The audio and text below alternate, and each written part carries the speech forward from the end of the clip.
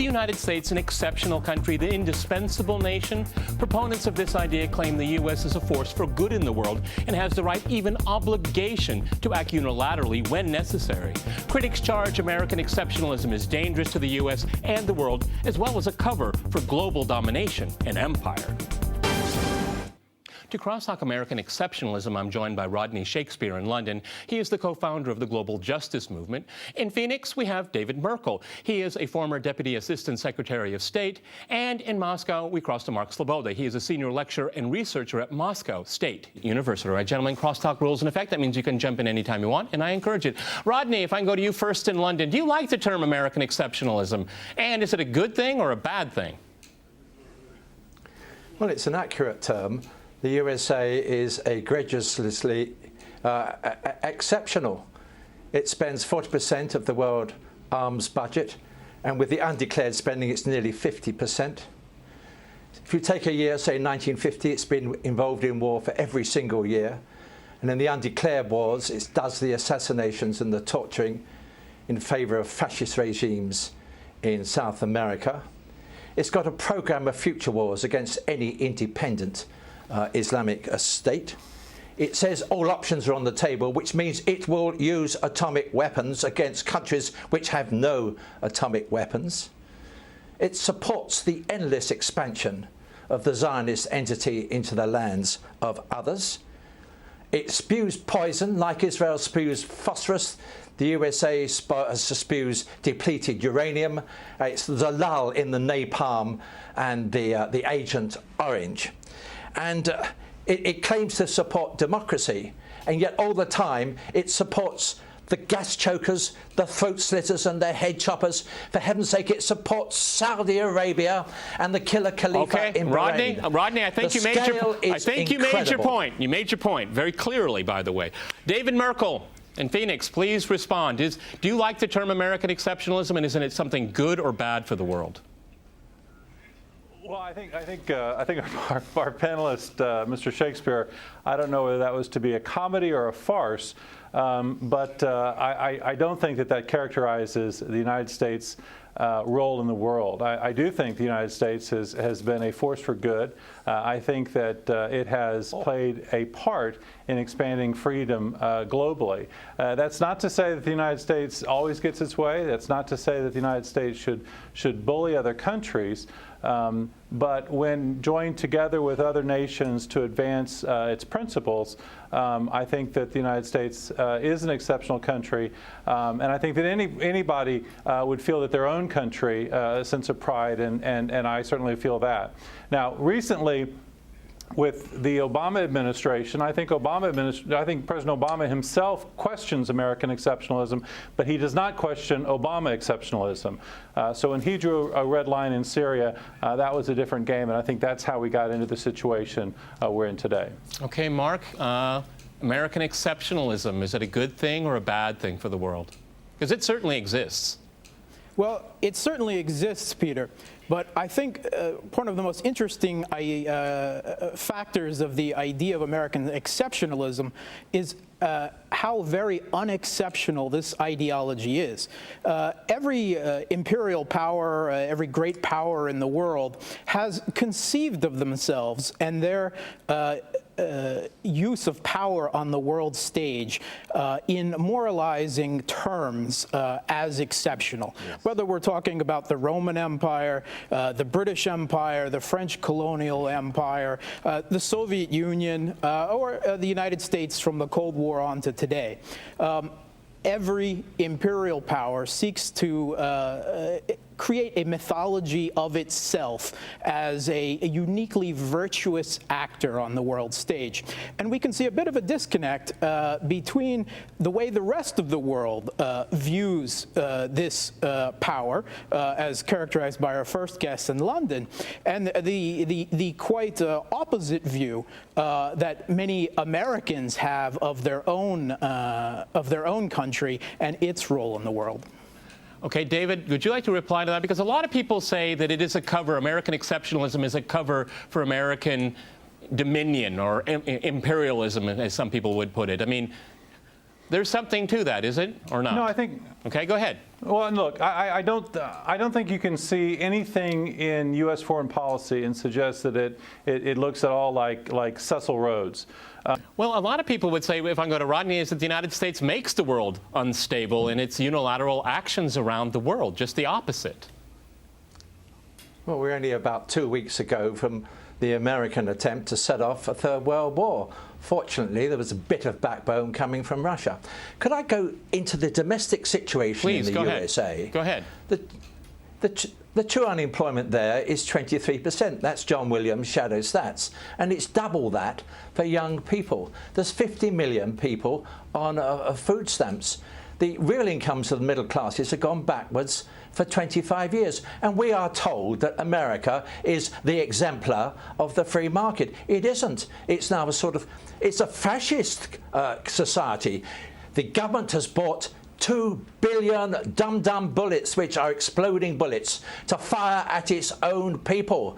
And I'm being told by David that America is an exemplar to the world. It is now moving straight into fascism. It is spying on everybody else, spying on its own people. It's got 2,700 light tanks, all those dum-dum bullets, because its economy is collapsing, its political authority is collapsing, and as for its moral authority, it no longer has anything.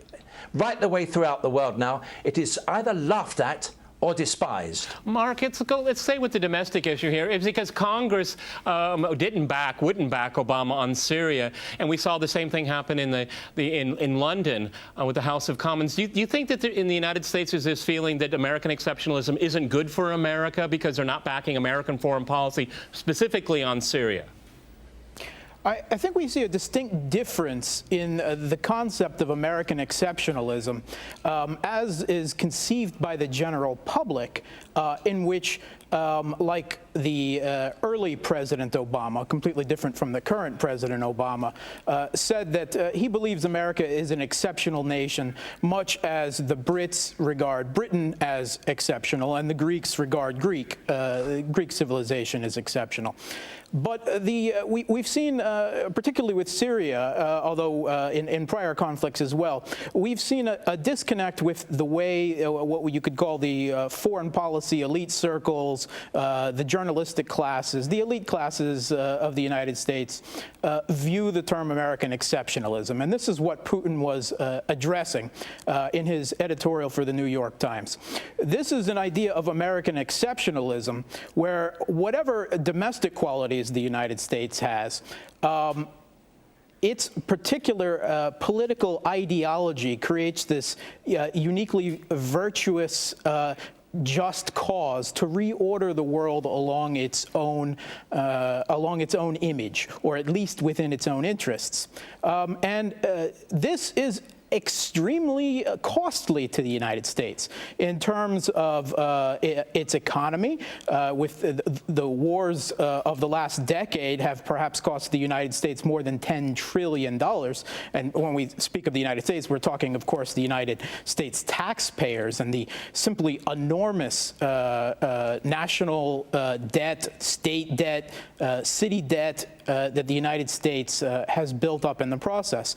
Not to mention the cost in lives, both of American lives, and as a veteran of the U.S. Armed Forces myself, I can attest to the feelings of the rank and file among the military and that, but also in those injured and in the lives of those that this messianic idea inflicts on other countries.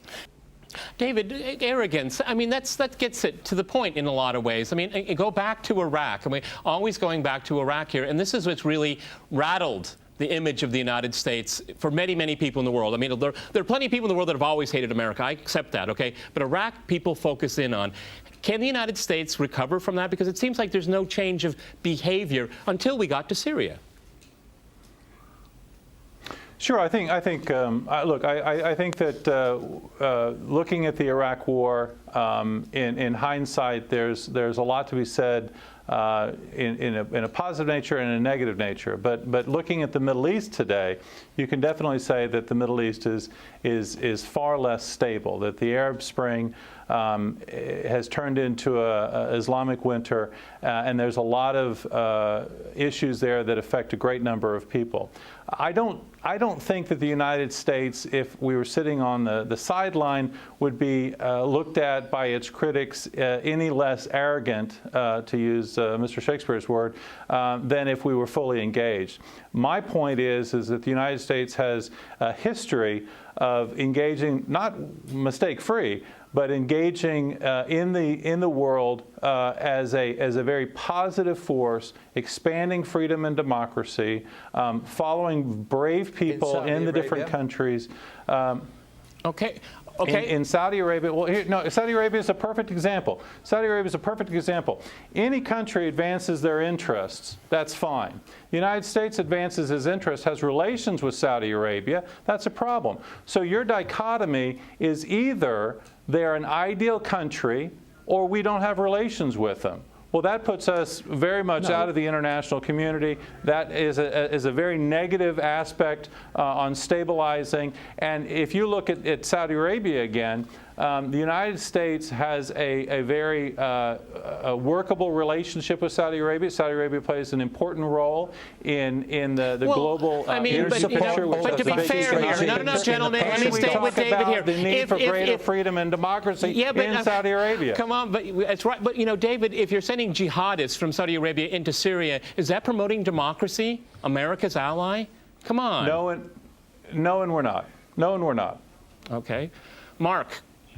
Go ahead. Yes. You want to jump in? I think that the conception that David, with all due respect, has with the idea that the United States not only do they, which is certainly called into question with the results of the U.S.'s latest civilizing missions in Libya, Afghanistan, Iraq, and so on, but also within this very concept that this unique vision of American democracy, which is certainly, in a country that believes that money is free speech, that corporations are people, has a rather unusual interpretation of democracy. But it believes that its vision, it has a responsibility to spread it around the world. This is kind of a teleological view of history,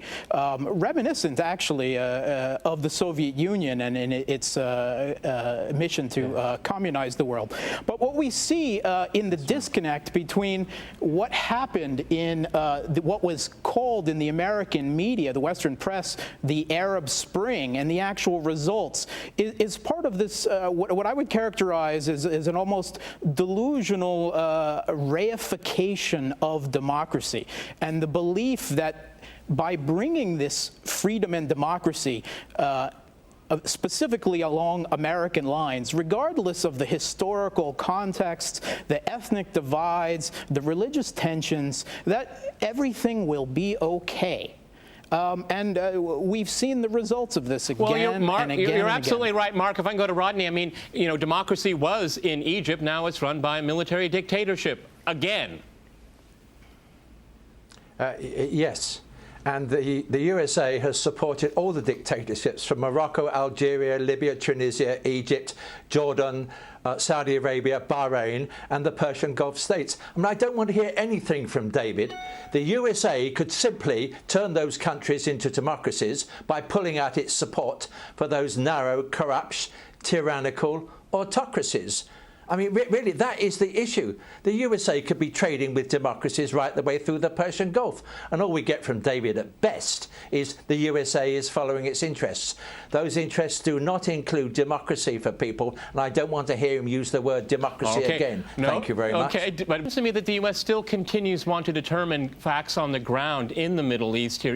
And after every single failure, there's no learning curve. They keep trying over and over again until they get it right. But it never, or almost never, works out as planned.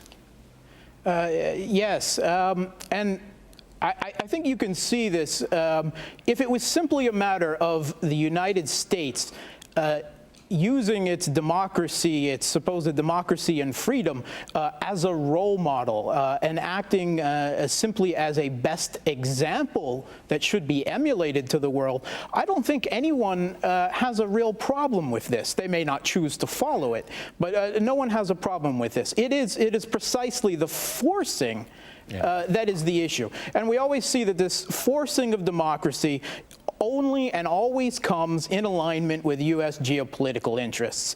We see democracy, and it's almost a euphemism, for our enemies, and money and weapons for our allies, be they the Saudis, the Bahrainis, the Qataris, various dictatorships in Egypt and elsewhere around the world. So we've got a stark choice between which hand U.S. foreign policy presents the principle to its enemies, but the gifts to its foes. Okay. David, would you like to reply to that? To its friends. I just think, look, in the real world, the facts just simply don't support what Mark said or what Mr. Shakespeare has said. I think that if you're merging two different points, but if you looked at the international order, if you looked at the situation in the world, it is not stable. And this U.S. administration has been far too reactionary and far too focused on itself rather than trying to stem the tide of instability before David, let me ask you a question. David, what would you like to see happen more proactive? I mean, most of the world, I would say, think that the United States is overreacting to everything around it. Maybe it should step back a little bit because, again, from the outside looking in, there's no difference between Bush and Obama. Well, I think what I'd like to see is what Mark mentioned, which is the United States getting its economic and its domestic house in order to be a better example and to lend advice to the world so more countries could gain in prosperity. That's the thing that's nice about what Mr. Shakespeare said about economic movement around. It's not that the United States is necessarily coming down, but other countries are coming up. That's in our interest. That should be in everybody's interest. But I think what people were looking for in the Obama administration was a president that was more willing to develop international coalitions and to work proactively on international problems before they materialized into crisis that we see. That hasn't happened. That should have happened, and I think we're going to have a very long lame duck Obama administration, but it should happen hopefully in the next administration. Okay, Rodney, I'm going to give you the last word. 20 seconds. Go ahead.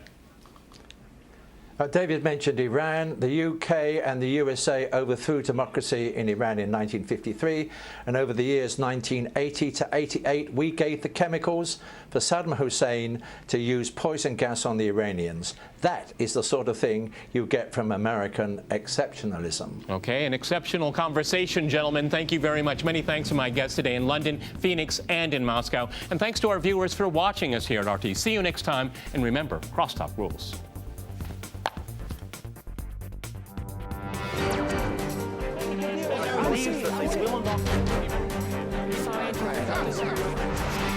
I love you.